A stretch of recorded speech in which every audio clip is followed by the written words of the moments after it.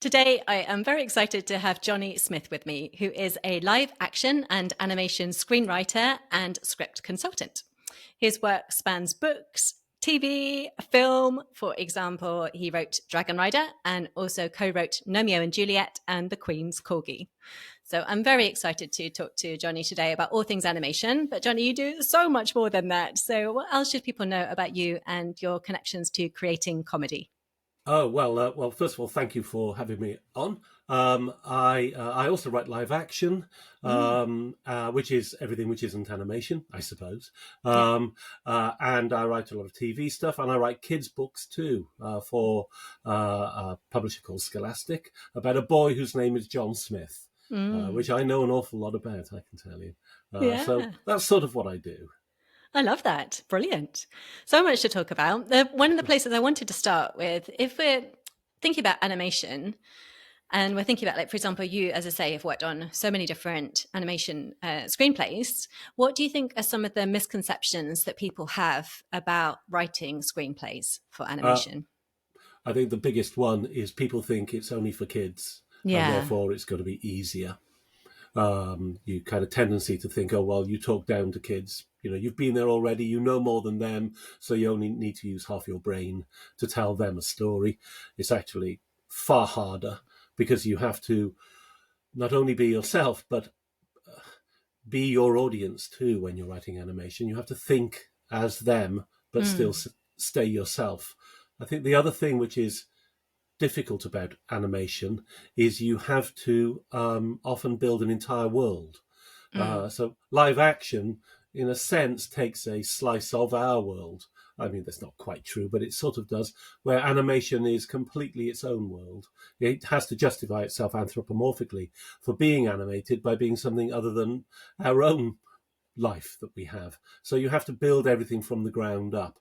So it's not just the characters and their families or relationships and stories, but it's sort of everything that might be in that world they're in, which includes all the rules of what can happen, but also perhaps even more importantly, what can't happen in that world. That all makes it a lot more testing as a way of doing things creatively. So I think that's another. I don't know if that's a misconception, but I think it all goes back to people thinking you throw it together. And mm, the other thing, of course, about animation is it takes a really long time. It takes mm. a really, really long time to make an animated movie. I mean, many years. So, and the final thing I think I want to say, not today, but on that, is that if you were to make a live action movie, the performances would um, the performance would all happen at the same time. In other words, you film the performance and that becomes the film. Whereas in animation, what tends to happen is that the actors lay down the voice track, and then the animation is sort of is physically generated, visually generated, in a sense to match the inflection of the voices. So the voices come first and the visuals come second. So I wanted to ask you about physical comedy, one of those many layers specifically, because in the movies I've seen of yours that you've written, there's so much great physical comedy, whether it's like the opening scenes or the montages or the high action with music running underneath. So I wondered, any tips for people who are thinking about how to get physical comedy onto the page? Well, I suppose the big thing is that you don't set out to write physical comedy for its own sake.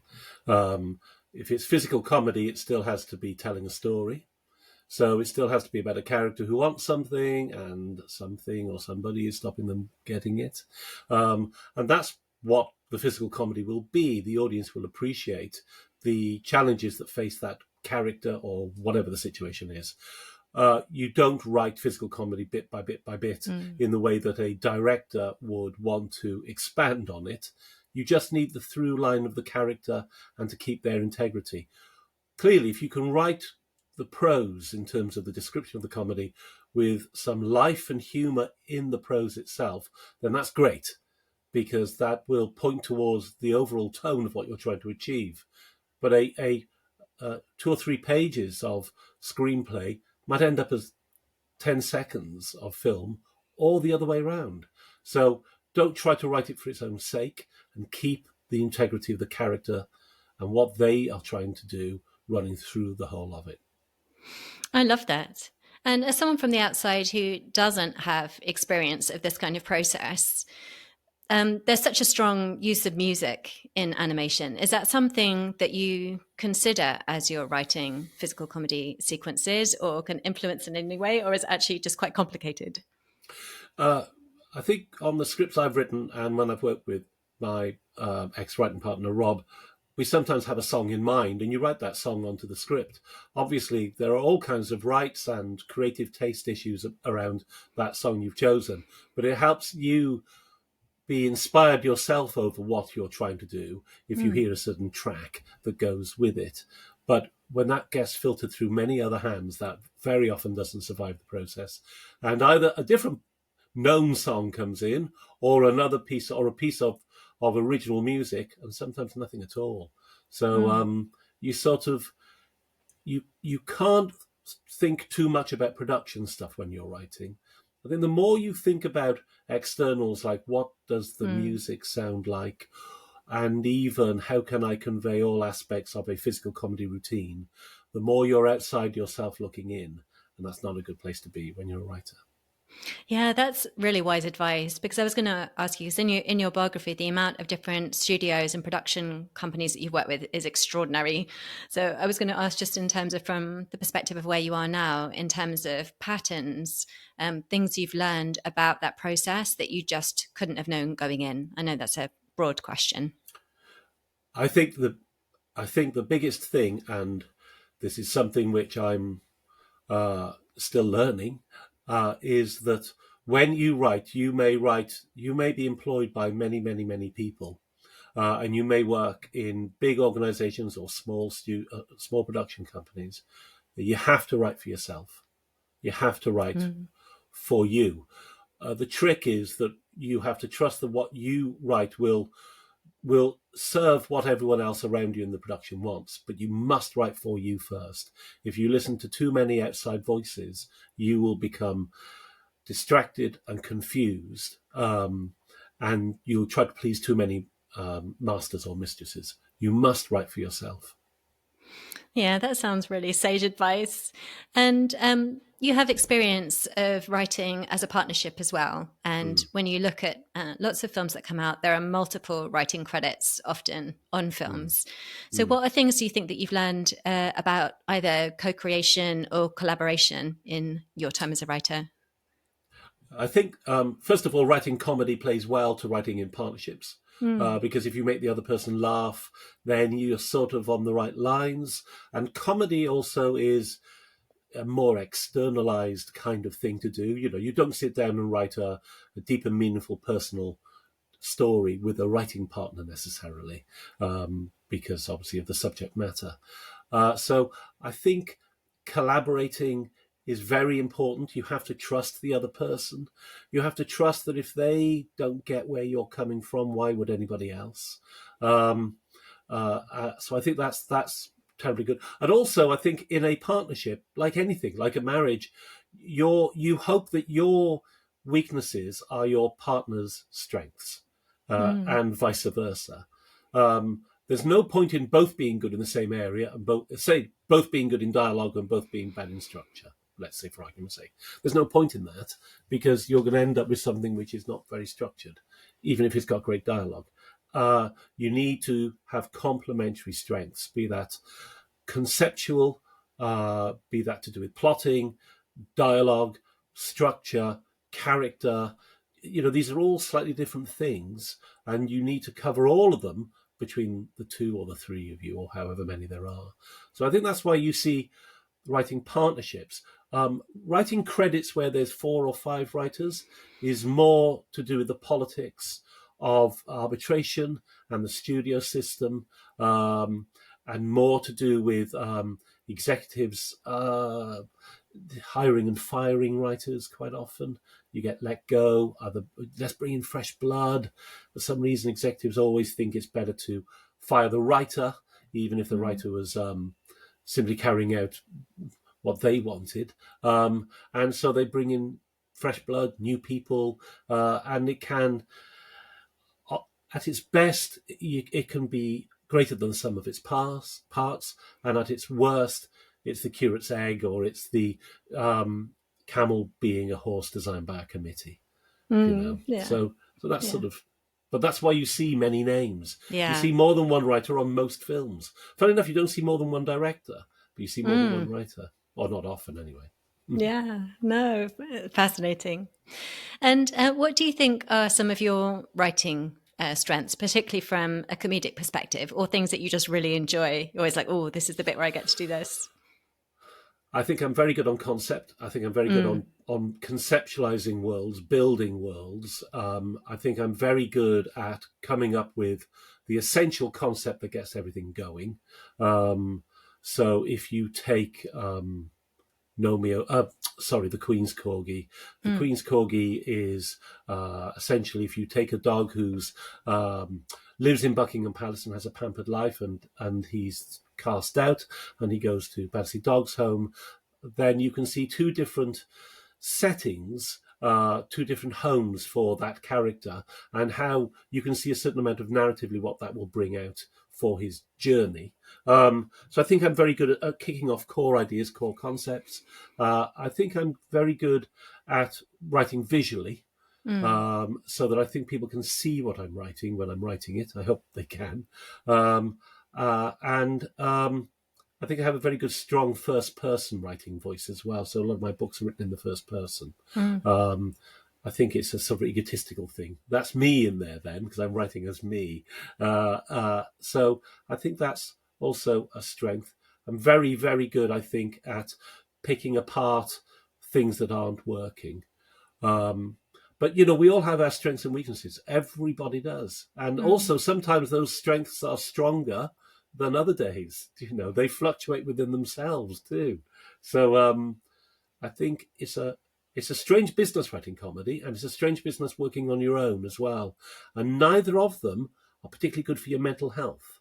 So, I put a big one there on the table. Yeah, you did. I've got a minimum of 3 things I want to ask you about straight away. So I'll try and remember them all as we go.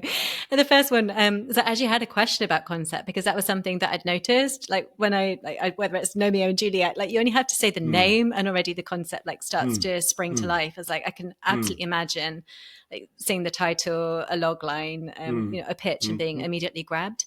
So I did want to actually ask you about that one, or it could be a different example. Just using it as an example of what that process was like for you, from sort of coming up to the pitch, coming up with the concept through to, say, the pitch stage. So it was Rob and myself working on Gnomeo and Juliet, and I think it was Rob actually who said gnomes, and then it may have been him, it may have been me, I can't remember, who said, oh, well, what about Gnomeo as a character? And for a long time, this is insane, for a long time it was called a gnome story about Romeo and Juliet with gnomes, until we realised, why do we call it Gnomeo and Juliet instead of a gnome story or something like this? Anyway, when you have an idea like that, that is Romeo and Juliet with garden gnomes, the idea tells you nearly everything the idea has to be. That you see the end of the creative journey at the same time as you see the beginning of it. By which I mean that the last inflection of any creative journey is, what would the marketing people do with your film? Well, it's your first idea. It's Gnomeo and Juliet with garden gnomes. It's posted there. An epic tale on a tiny scale. That's what they say. But so you say, okay, it's got to be Romeo and Juliet, the basic beats. And it's got to be set in an English suburbia, because that's where you get garden gnomes. And you've got to have 2 rival sets of garden gnomes, and then you've got to have love across the divide, in this case a garden fence. And then you've got to have 2 warring factions, so you have one set of gnomes, another set of gnomes, Capulet, Montague, all that sort of stuff. And it's one of Shakespeare's more high-profile stories, and it's been done as a musical, and it's been done in all kinds of modern romantic comedy kind of ways. And you go, right, this idea tells us 85% already of what has to be in the film. Because what has to be in the film at that point is very generic, that idea, or it's very easy for people to get communally to get their heads around it, to say, Well, obviously, it's Romeo and Juliet with garden gnomes. Now, whether you have lawnmowers, whether you have flamingos, whether you have Elton John, whether you have greenhouses, whether you have, all that kind of stuff, how much Shakespeare do you have in there? Do you have lines of Shakespeare? Because I always wanted a plague on both your greenhouses as a line to be in there, because, and it never made it in. And I was very angry about that. But so how much Shakespeare do you have? How much background did Shakespeare? How much this is what the grown-ups will like? Those are also levels you can play with. But at the end of the day, it has to be a film about fantasy things that come to life, because that's really what animation is. Either they've always been alive or they come to life, like Toy Story. And so you say, okay, they're garden gnomes by day, and they're these characters by night or out of sight anyway. So once you work out the rules of the world, if you work out the rules of the world, then you just go play. And now it's sort of like you've invented the board game, now play with it. And that's sort of, I think, what me and Rob started off with, and that's sort of how we got going down the road. So, and then we wrote. So you want to know how it went from that to the film, to the pitch? Yeah. Okay, so at the time we were represented by an agent in America at ICM, big American agency. And we said, we've got this idea, we wanted to do this. Sorry, we wrote the screenplay. We wrote it as a speculative screenplay. We wrote a script without showing anybody. And we sent it to our agent. And he said, no one over here knows what gnomes are. No one knows what garden gnomes are. So that was that. So about a year went by, and in that year we rewrote it and we improved it a lot. But we also were told by ICM in London that a certain production company called Rocket Pictures, owned by Mr. Elton John, would very much like to have a look at this. So we shared it with them. And I think Sir Elton had a first look deal with Disney, and he showed it to them. And coming through London, they then said, well, you're Sir Elton and you've done The Lion King, so go for it then, and let's develop it. And so there wasn't the need to have a pitch because the script was there. And then it only took 11 years to make the film. Oh, gosh. Okay. So that was sort of, worth it. I don't know, if Rob listens in, he'll go, no, it wasn't like that. It was like this. But it was something like that, yeah. Yeah, remembering as best you can. No, that's really interesting to hear behind the scenes. Thank you. So I wanted to ask you about the visual side, because I said that's one of your strengths, because there are some really good visual jokes. If we stick with Gnomeo and Juliet, for example, there's some really, really great visual jokes. If you were going to, if someone's like, I'm not very good at that, what would be a way that you might get them to start practicing this week to turn their brain, or that bit of their brain, on to start looking for visual jokes? Or do they just need to find a writing partner that's good at it? Well, actually, when I meant writing visually, I didn't necessarily only mean writing visual jokes. I mean writing so that you can envisage the thing on the page. Right, got you. In terms of writing visual jokes, obviously, in the script, and even though a script is leaning in, is part of a visual process, it's still clearly a non-visual thing at that moment. You're reading a script; it doesn't have pictures with it. You still need to write it through the integrity of the characters again. So if the character is, you have to write what amuses you. You have to write what amuses you. And if that's a visual thing, great, write it. And don't worry if people don't pick up on it. Trust yourself, trust your instincts. And on the broader front, try to be telling a story visually with a screenplay.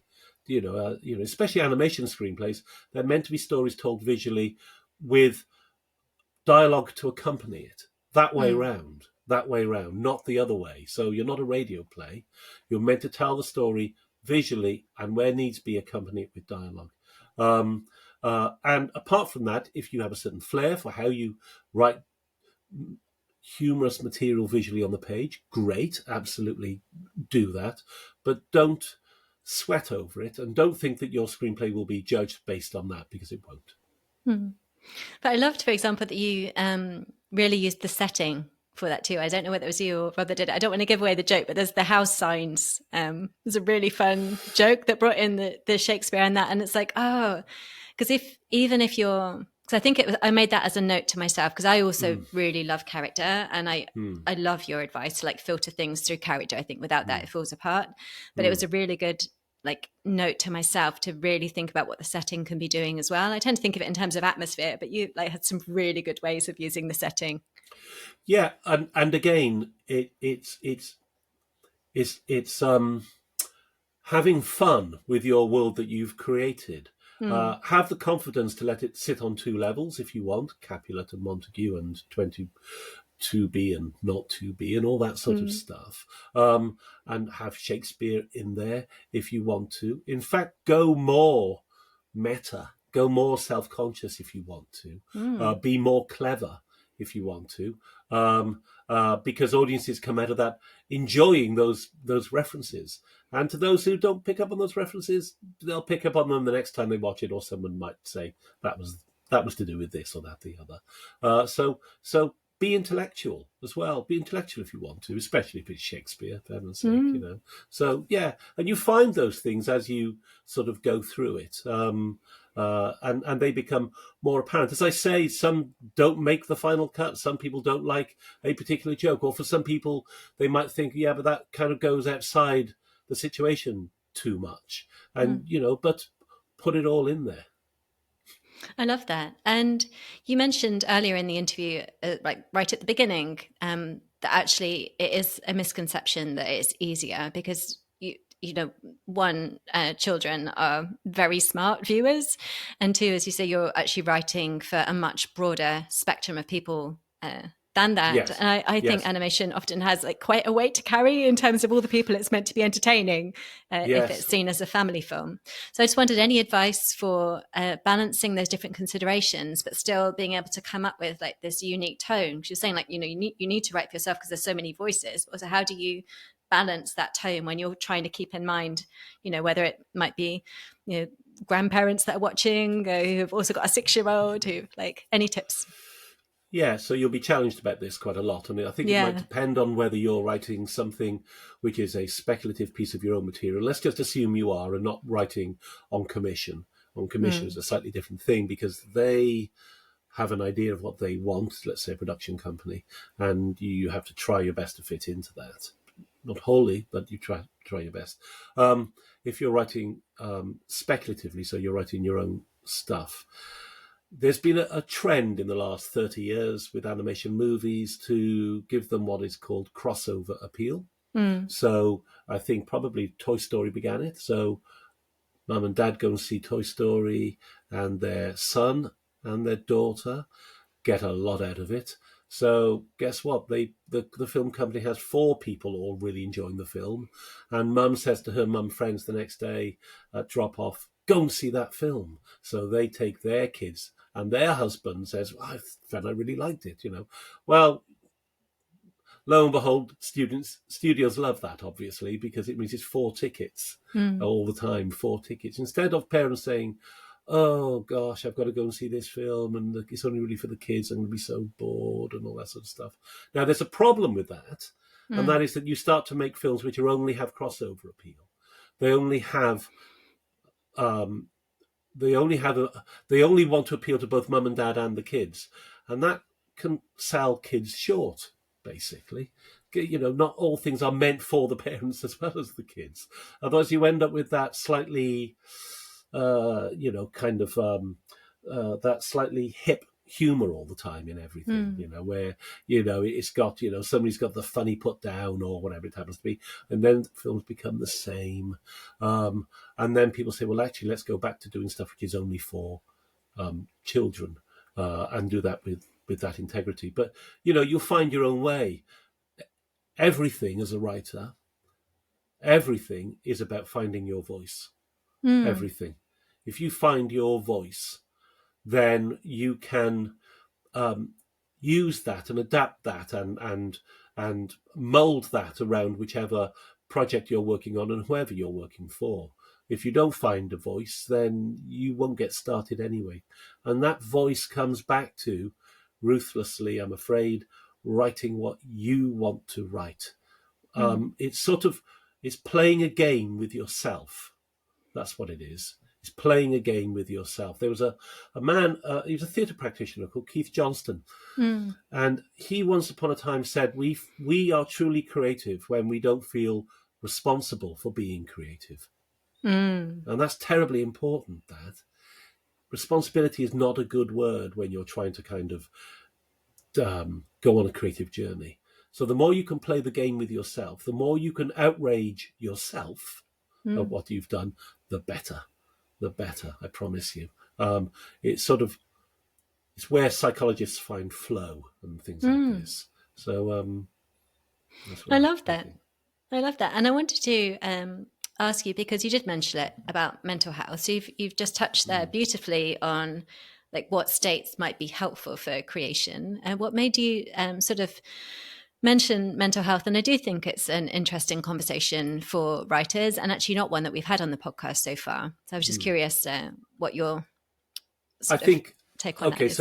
So to go back to basics, I think creative people, we're all a little bit insecure. We are creating stuff and putting it out there into a space where it is obviously judged and viewed, and we want to share what we do, which opens us up to feedback, rejection, criticism, any of those things.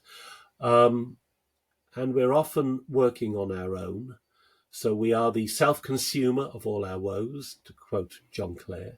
And so it's hard to get balance. That's another good reason why to be in a writing partnership. You can pull each other through the bad times. So I think that weighs in on you. I think it can take a toll on your self-esteem. I don't know many writers that don't suffer from that. It's all well and good to say, well, you should be, have a little more, be a bit more bullish about stuff, have a little more resilience. But often you can't find that sometimes when you need it. And that's the time when you need it most, and it's the time when it deserts you. And it's the time then when you are unconfident about what you do. I know that feeling for myself. I really, really do. And I think there's probably a lot of people who, if they're honest with themselves, know that feeling too. And that takes a toll on your mental health. I think also you must write because you love it. You must write because you want to and because you enjoy it. But let's be realistic. If you're looking for an end result from your writing, so if you're looking to sell a screenplay and get things moving for yourself, and you spend 3 months, 6 months, 9 months working on something that comes to nothing at all, then you would have to be quite Pollyanna-ish to assume that that's not going to affect you, because it does. Because you feel like you're an actor who's rehearsed and never went onto the stage. So it has a terrible crushing feeling. It's quite existential. And every writer has got a drawer filled with projects that they've laboured over and never went anywhere.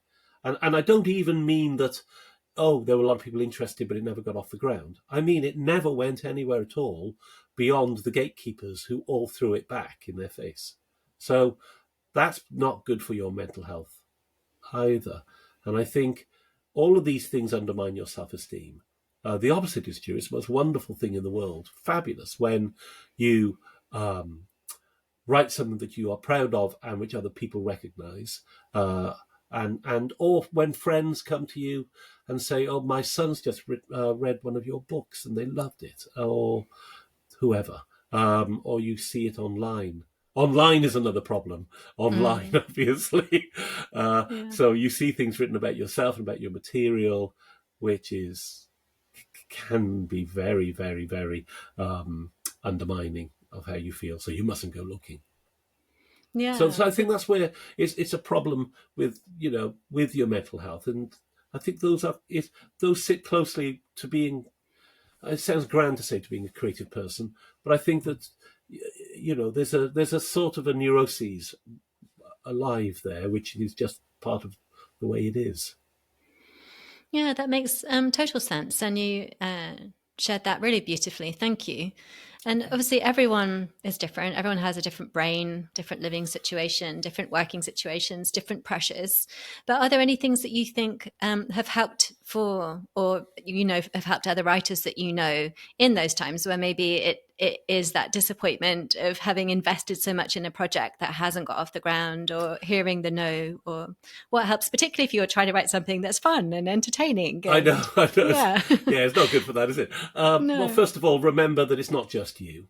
Yeah. It's everybody. And it's everybody at all levels of success, by the way. Um, who was telling me this story? Yes, a friend of mine. I won't quote him, but who he is. But he's like one of the greatest film editors in the world. And he told me that he was with Hans Zimmer, the composer. And Hans Zimmer had just won the Academy Award. I'm just trying to find out what this film was, and I can't remember whichever it was. And the next day, Hans Zimmer had notes from a producer on something else. And the producer said, "This sucks. This is lousy. This is awful. Do it again." And Hans Zimmer told my friend and said, "I've had all this success, but I still suffer from imposter syndrome. I still feel like I'm living someone else's life, and I'm about to get a tap on the shoulder to say, you were not meant to be in this space." And that's Hans Zimmer, wildly successful, massively talented man. So I think that everybody, whatever they've achieved in life, feels like this is all about to be taken away, or that I've run out of road in terms of my talent. I think everybody knows that insecurity. So what I would say is that if you're feeling that, wherever you are, whether you're just starting, whether you're coming down from success, whether you feel like I'll never break through, you're only experiencing what every single person who has got a soul feels. Yeah, that's incredibly reassuring. Yeah, absolutely.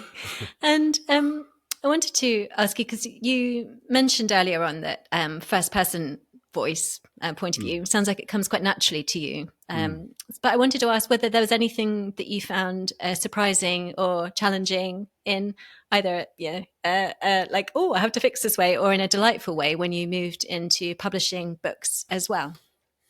So publishing books, writing books, writing for kids is great in the sense that there's fewer people in the process. You work closely with an editor, but you retain the IP with a book. So the book always stays your book on some profound level. When you write feature films, you sell the IP. So that has enormous repercussions for a writer, not only legally and contractually and financially, but in a sense spiritually. It means this is not my baby. I've sold the freehold to my own property. Whereas in a book, you own that freehold. You always will. And that's very reassuring. It's a smaller world, often with less to gain financially, probably, but you can control creatively the world that you're in. Also, obviously, with a book, you're not bound by the confines of budget. If you want to dream up, the world splitting into a million pieces and whatever else that happens to be, or whatever you want to do, then those words don't cost more than other words. All words cost the same on the page. Whereas in a film, clearly, you've got a lot of restriction over what you can do budget-wise, which shouldn't be your start point with a film. Never edit yourself, but you will come up against that if people are interested in it. Beyond that, I think when you're writing, it's really up to you to rock the vote. You need to go out there. You need to read your material to whoever your ideal reader is, as Stephen King would put it. And you need to find where those readers are and what they like about what you do. And you need to kind of get people one by one interested. Word of mouth is really important in books. In film and TV, they haven't got time or the budget for that. I mean, it's too big. We need to get it out there really, fast and wide and with a lot of energy, and we'll employ lots of people to do it. So that's a very different thing. You don't have the tap on you don't get fired when you write your own book. No one fires you. It's very rare that a publisher will invest in your book and then give up on it halfway through the process of rewriting the manuscript. It's going to be a book on a shelf. When you write a film and you sell it, it might be a film in a cinema, but it probably won't, I'm afraid, because of the ratio of films developed, scripts developed to films made. So I think that's one of the nice things about writing books. And they're always around. I can see my books up there. They're always around, whether people like that or not, they're always around. So, so that's sort of, I think, a difference. Lovely. And are there any particular comic creators that you love? And I use comedy in the broadest term. It doesn't have to be that kind of laugh out loud comedy, but whether that's in books, whether that's in films, TV, for any ages, and just any personal favorites. When I was a kid, my hero was Woody Allen, and Oh, obviously we sort of like would have to slightly pause now, I'm afraid. But my yeah. hero was Woody Allen. He was unbelievably clever, um, incredible range as a writer, but also um, just a brilliant comedian. A Mm, brilliant comedian. I love Ricky Gervais. I think all of mm, Ricky Gervais's stuff is fantastic. I think he writes with a kind of honesty. He's another person that doesn't care what people think of him, and that's such a strength. It's such a strength, and I think he's fantastic. Everything that he's done, virtually, when it's been his stuff that he's been doing, is great. I think Afterlife is mm. superb. Obviously, it's the spirit of the stairs. You know, after this, after this podcast, I'm going to think of 20 other people. Why Oh, didn't I no. mention these people? I Oh, thought Fleabag was fantastic, mm. absolutely brilliant. Um, I could watch Only Fools and Horses all day long because I think John Silverman was just a genius. Um, so yeah, there's just Airplane. So when I was a kid, Airplane. Mm.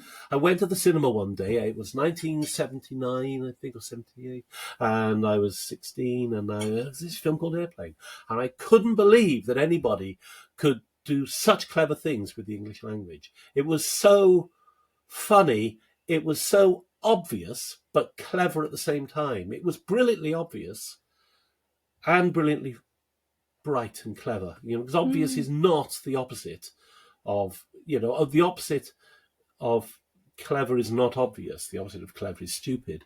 But it was obvious in the sense of course, that you can see the joke, Yeah. but you've never thought of the joke. And that's where the genius happens with that film. And I just thought they were breathtakingly funny, those films. I mean, especially that first one. Like a whole new kind of comedy. It just was amazing, that. It was like a Damascene moment for me seeing that film on screen. I love Monty Python. But for some reason Airplane has got Mm. a kind of a sort of a surreal, throw it away, discard it, we don't care, it's a bit vaudeville like that. I can't quite put my finger on the attitude behind it. Is the Mm. attitude of the film where you go, oh God, I wish I could have done that. So that's a Mm. great film. You know, if they're watching, Abraham Zucker and Abraham's, well done, gentlemen. Carry on Yeah. making Always films. love to give a shout out to writers and creators. Yeah. Yeah, I love So that. so And then, yeah, brilliant. Oh, that's given me so many fun things to think about. I love that, like obvious, clever relationship as well in terms of that frame. Because again, that like some of the things that I loved about your work as well. It's like we said it now, but the to be or not to be joke, but actually how you see mm, it is like, oh, of mm. course, but it's in this fresh context and it like catches you and makes you laugh and it's really satisfying. Great. I Oh, love thank that. you. Yeah. Thank you. Yeah. Oh, wonderful. So I have one more question I want to ask you before we wrap up, which is that you're based in the UK. I'm also based in the UK. Our listeners, lovely listeners all around the world, including in US and lots of other countries. I just wondered how it's been for you having a career where you do live in the UK, just because often our assumption with some of the studios is Mm, that it's trickier to do and that you have to be in LA. And you've mm. mentioned like, earlier on actually going through the UK branch, which again I didn't know was a thing. So how have you navigated that? Has it been lots of travel, doing it remotely? How have you done it? Both those, yes. I Yeah. mean, Rob and myself, we used to go to Los Angeles now and again, have meetings and work on various projects. It's nice to come home. It's nice to not be there, if I'm honest with you. Yeah. I mean, I'm a member of the Writers Guild of America and all that sort of thing, but I don't have to be only in that world. Mm. So you come back and, it's great being in London and being amongst our own culture. And there's a whole market here as well. So that's wonderful. There's probably been a price to pay down through the years. I think if you're in Los Angeles, then you're in the swim. You can have those meetings more readily and more easily. But there's a lot more. How can I say? People are offered false hope quite a lot, I think. Mm. And, you're there, but so are a million other people. And it's been, and also it's a real factory thing in America. So you won't, good on you if you stay on a movie as the only writer.